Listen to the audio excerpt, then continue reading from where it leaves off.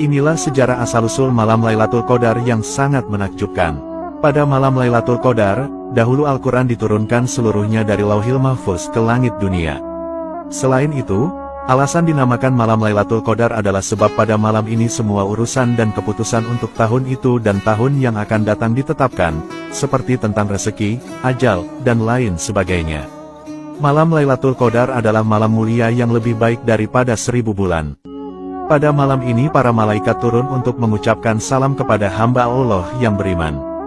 Namun, di balik sisi kemuliaan malam Lailatul Qadar, ternyata menyimpan kisah tragedi bersejarah yang sangat menyedihkan.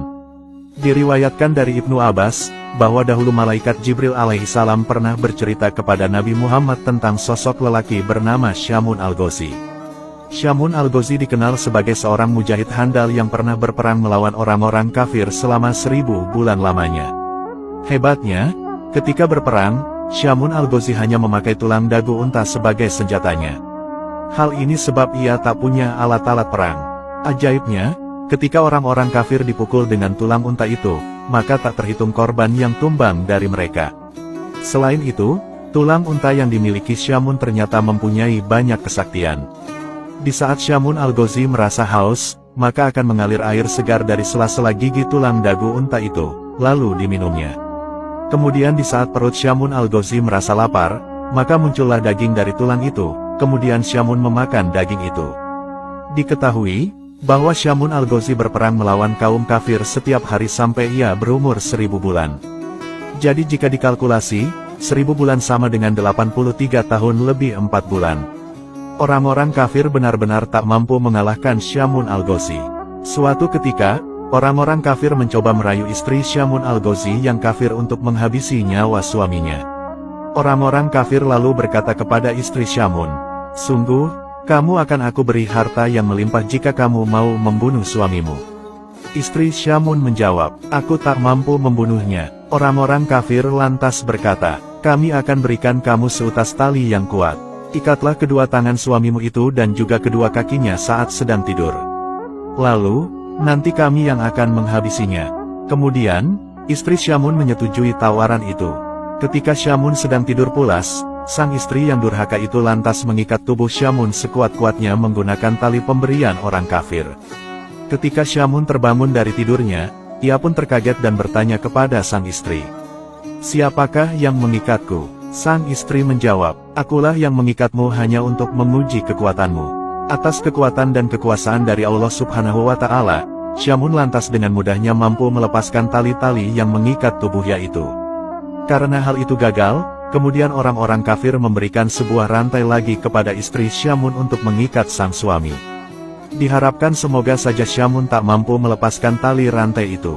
Namun aksi gila itu tetap gagal kembali, karena Syamun dengan mudahnya mampu melepaskan rantai yang kuat itu. Syamun al-Ghazi lantas berkata kepada sang istri, "Wahai istriku, aku ini seorang waliullah. Tidak ada satupun di dunia ini yang bakal mampu mengalahkanku kecuali rambutku ini." Dari jawaban itu, diketahui memang Syamun memiliki rambut yang panjang. Rambut itulah penyebab dirinya tidak bisa dikalahkan oleh musuh siapapun juga. Dari penuturan sang suami, akhirnya istri Syamun dapat tahu apa kelemahan suaminya. Kemudian, beraksilah istri Syamun ketika sang suami sedang tidur. Dia lalu memotong 8 utas rambut Syamun yang panjangnya sampai ke tanah. Istri Syamun lantas mengikat tangan dan kaki suaminya dengan masing-masing 4 utas rambut. Ketika Syamun al-Ghazi bangun, terkagetlah ia melihat tangan dan kakinya terikat. Ia berkata, "Siapa ini yang mengikatku?" Sang istri menjawab, "Aku yang mengikatmu untuk mengujimu." Kemudian, Syamun lantas meronta-ronta berusaha melepaskan tali rambut yang mengikatnya. Namun, usaha yang dilakukannya itu sia-sia. Syamun tak bisa melepaskan tali itu karena itu adalah rambutnya sendiri. Begitu durhakanya seorang istri yang memiliki sifat buruk kepada suaminya demi mengejar harta dunia. Melihat kejadian itu, istri Syamun yang durhaka lantas mengabari orang-orang kafir tentang kondisi suaminya yang sudah tidak berdaya. Setelah itu, orang-orang kafir mendatangi rumah Syamun untuk kemudian membawa tubuh Syamun untuk dizalimi. Ketika telah sampai di tempat penyiksaan, tubuh Syamun lalu diikat di sebuah tiang. Kemudian, para orang-orang kafir mulai melakukan kezaliman dan penyiksaan kepada Syamun al-Ghazi. Tubuh mulia Syamun kemudian mulai dipotong-potong orang-orang kafir itu. Tidak hanya itu, mata Syamun juga dicongkeli, kedua bibir dan lidahnya juga dipotong sampai lepas. Menyedihkannya lagi, kedua tangan dan kedua kakinya juga dicopoti semuanya. Melihat nasib malang hambanya, Allah Subhanahu wa Ta'ala lantas memberikan pertolongan kepada Syamun. Allah Subhanahu wa Ta'ala berfirman, "Perlakuan apa yang kamu inginkan dariku terhadap mereka?" Syamun lantas menjawab, "Berilah hamba kekuatan, sehingga dapat kugerakkan tiang rumah ini hingga merobohi mereka." Allah Subhanahu wa Ta'ala lalu mengabulkan permohonan Syamun. Allah Subhanahu wa Ta'ala kemudian memberikan kekuatan dahsyat dalam tubuh Syamun. Ketika Syamun menggerakkan tubuhnya, maka seketika itu bangunan bergetar dan bergoncang dahsyat, atap-atap bangunan seketika rontok dan menimpa seluruh orang-orang jahat itu. Seluruh orang kafir yang tertimpa bangunan langsung binasa seketika termasuk istri Syamun yang durhaka. Kemudian, Allah Subhanahu wa Ta'ala mengembalikan anggota tubuh Syamun yang terpotong menjadi utuh kembali seperti sedia kala. Setelah peristiwa menakjubkan itu, Syamun al-Ghazi lantas masih hidup dan beribadah selama 1000 bulan lagi. Di setiap malam beliau selalu bangun dan mengerjakan sholat. Sedangkan di siang harinya beliau selalu berpuasa. Begitulah aktivitas kehidupan sehari-hari Syamun al-Ghazi hingga akhir hidupnya. Syamun al-Ghazi wafat dan gugur setelah syahid saat berjuang di jalan Allah Subhanahu wa Ta'ala.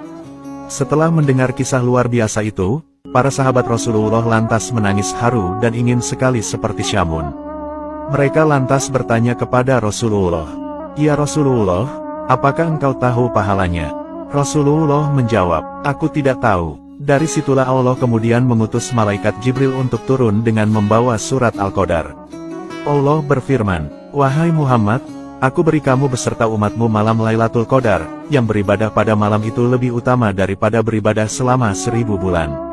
Subhanallah, semoga kisah ini bermanfaat. Wallahu a'lamu bishawab.